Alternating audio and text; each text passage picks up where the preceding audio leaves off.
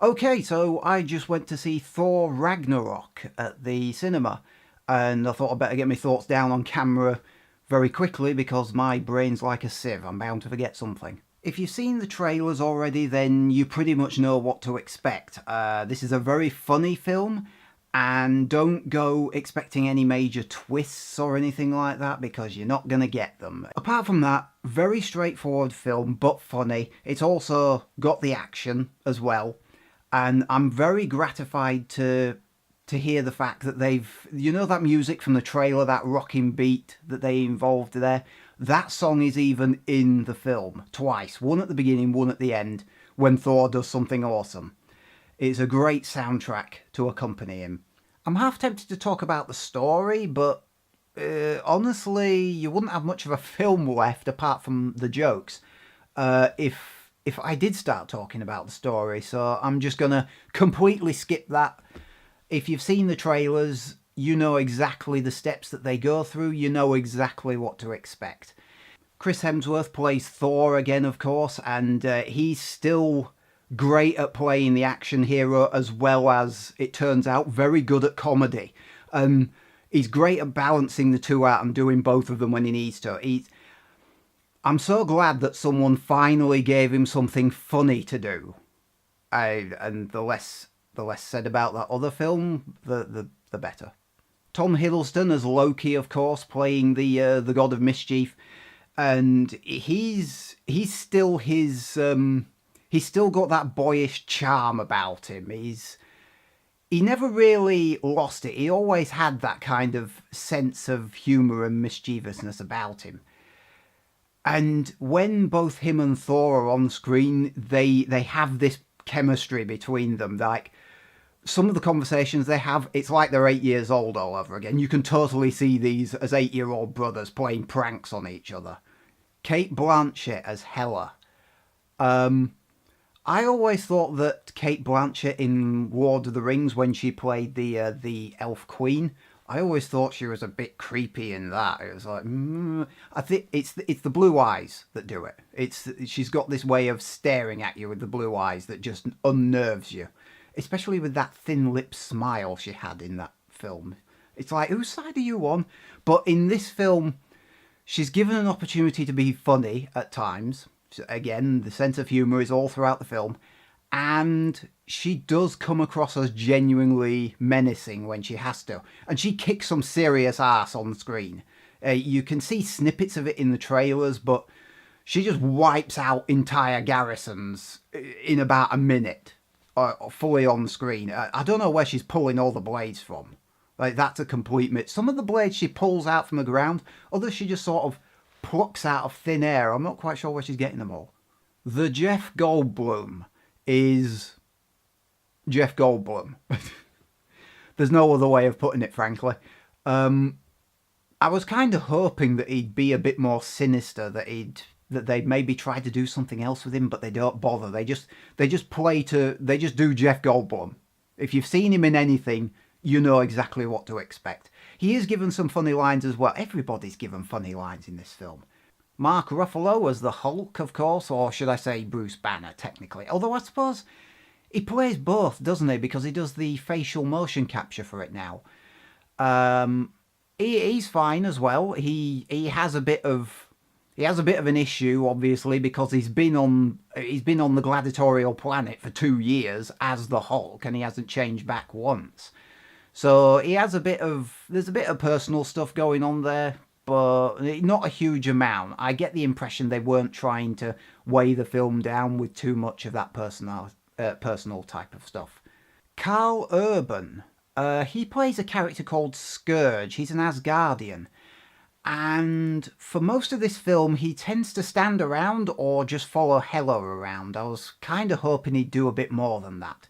He does have a moment at the end of the film, and he also has a funny scene at the beginning, and he has some funny lines, but then he seems to be relegated to just, as I say, following Hela around, and that's it.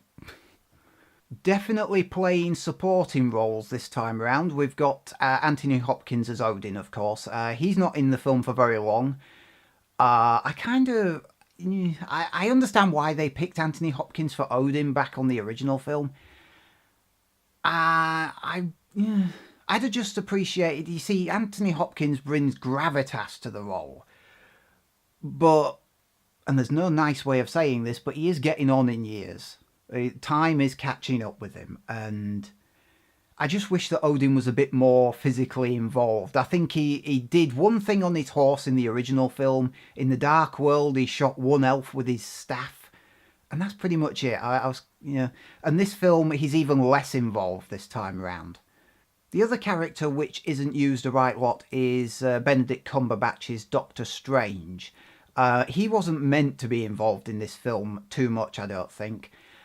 And in all honesty, they probably could have just made a slight tweak to the story, taken Doctor Strange out of this film, and you wouldn't notice. It's not much of a role.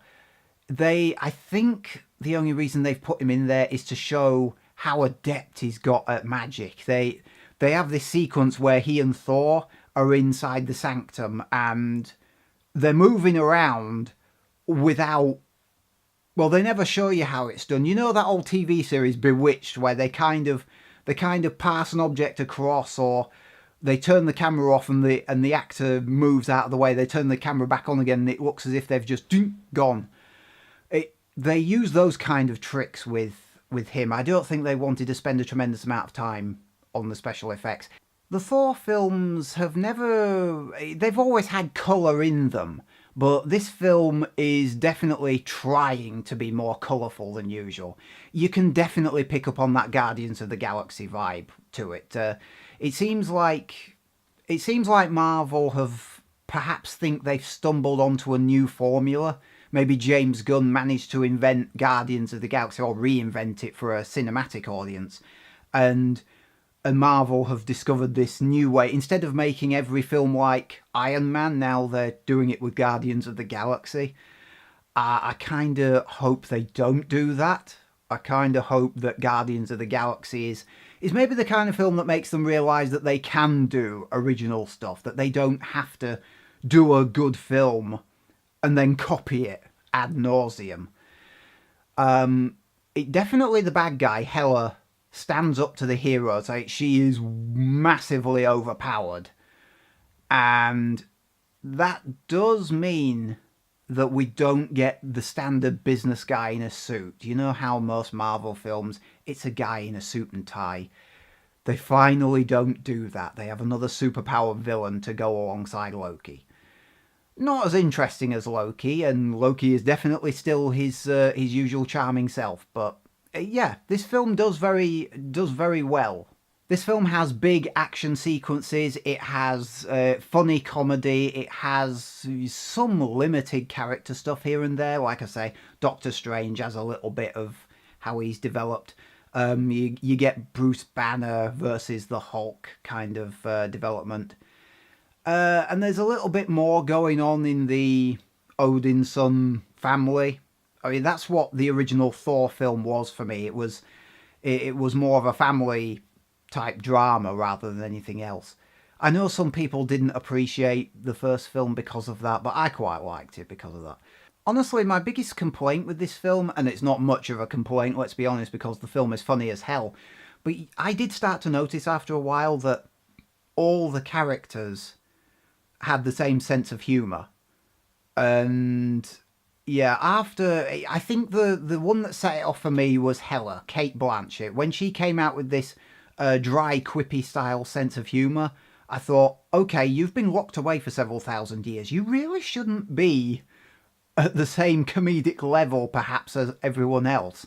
Unless the sense of humour is universal across the Marvel universe. I suppose that's possible.